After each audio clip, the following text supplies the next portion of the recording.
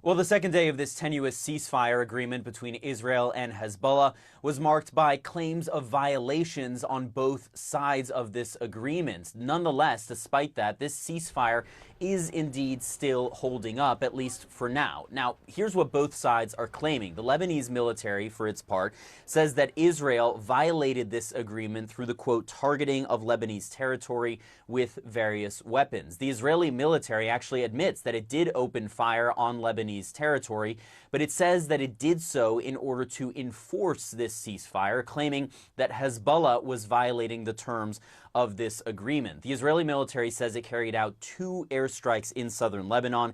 In one case, they say they identified, quote, terrorist activity at a Hezbollah rocket storage facility. In the second case, they say they struck, quote, 2 terrorists that they say were arriving at a known terrorist infrastructure site that had been used to fire on Israel. In another incident, they say they opened fire on people they described as suspects who were arriving in areas of southern Lebanon. Now, the Israeli prime minister is actually touting these actions by the Israeli military in a new interview with Israel's Channel 14.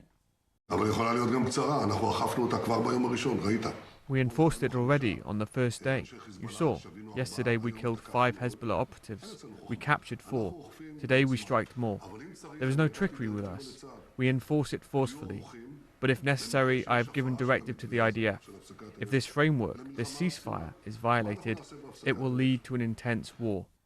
And you hear the threat of a, quote, intense war there with Hezbollah by the Israeli prime minister. One thing that's so tricky with this new ceasefire agreement between Israel and Hezbollah is first the fact that the Israeli military is gradually going to withdraw from this territory. That means for up to 60 days, Israeli troops could actually still be inside southern Lebanon. In addition to that, you actually have a party to this ceasefire agreement, Israel in this case, saying that it is going to unilaterally enforce this deal and strike at Hezbollah whenever it feels like it needs to for its self-defense purposes. And that, of course, could ultimately lead to questions about whether or not Israel is violating the ceasefire by carrying out those actions. Israeli officials say that they have an understanding with U.S. officials about the actions that they can and cannot take in southern Lebanon. But of course, all of this is potentially a complicating additional layer on top of this agreement.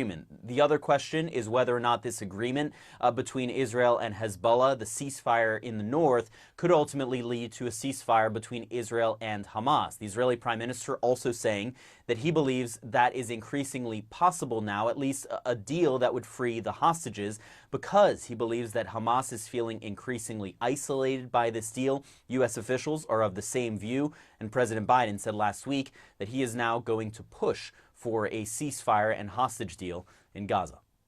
Jeremy Diamond, CNN, Tel Aviv.